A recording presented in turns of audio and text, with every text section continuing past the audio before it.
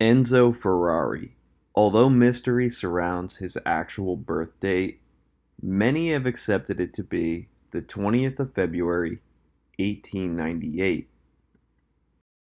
Enzo was the second and last child of Alfredo Ferrari and Adalgisa Bisbini. He grew up with very little formal education. At age 10, he saw Felice Nassaro's win at the 1908 Circuit de Bologna, which inspired him to become a race car driver. During World War I, he served in the 3rd Mountain Artillery Regiment of the Italian Army. His father Alfredo and his older brother Alfredo Jr. died in 1916 as a result of a widespread Italian flu outbreak. Enzo also became severely sick during the 1918 flu pandemic and as a result was discharged from the Italian service. Following the collapse of the family carpentry business, Ferrari started looking for work in the car industry. He volunteered his service to Fiat in Turin, but was unsuccessful, eventually settling for a job as a test driver for C.M.N, or Costruzioni Meccaniche Nazionale, a car manufacturer in Milan that rebuilt used truck bodies into small passenger cars.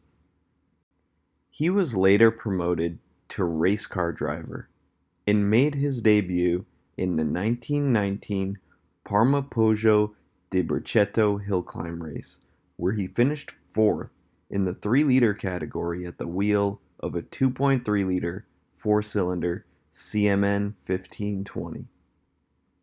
In 1920, Enzo joined the racing department of Alfa Romeo. He went on to win his first Grand Prix in 1923 in Ravenna on the Seville circuit. The year 1924 was his best season, with 3 wins including Ravenna, Polesine, and the Coppa Acerbo in Pescara. The deaths of fellow racers Ugo Savocci in 1923 and Antonio Ascari in 1925 caused Ferrari to race half-heartedly. Following the birth of his son Alfredo, known as Dino, in 1932, he decided to retire and focus instead on the management and development of the factory Alfa race cars, eventually building up a race team of superstar drivers including Giuseppe Campari and Taggio Nuvolari. The team, which was founded in 1929, was called Scuderia Ferrari, which in English means Ferrari stable. It acted as a racing division for Alfa Romeo. Ferrari retired from competitive driving, having participated in 41 Grand Prix with a record of 11 wins. During this period, the prancing horse emblem that Ferrari's known for began showing up on his team's cars.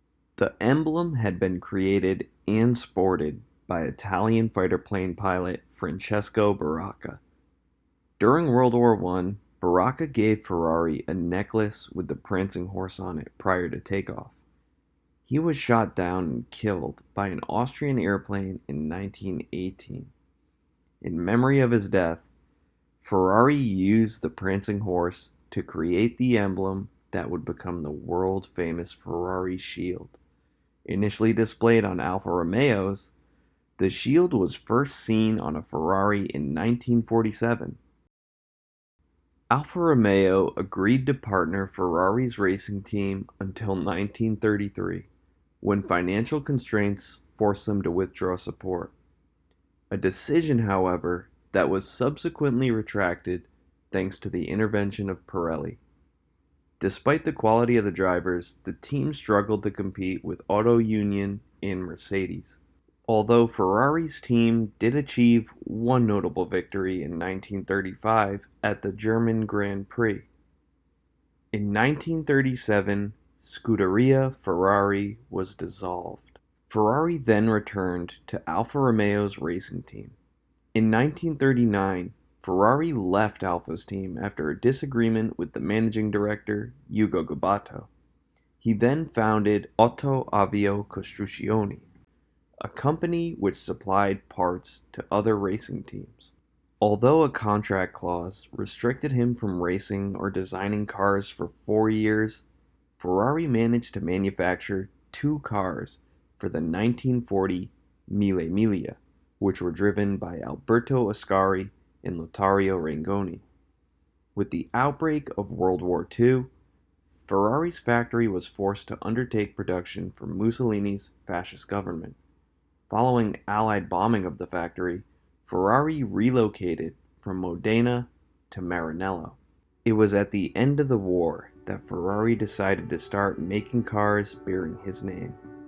And in 1947, he did just that by founding Ferrari S.p.A. Thank you so much for watching this video, everybody.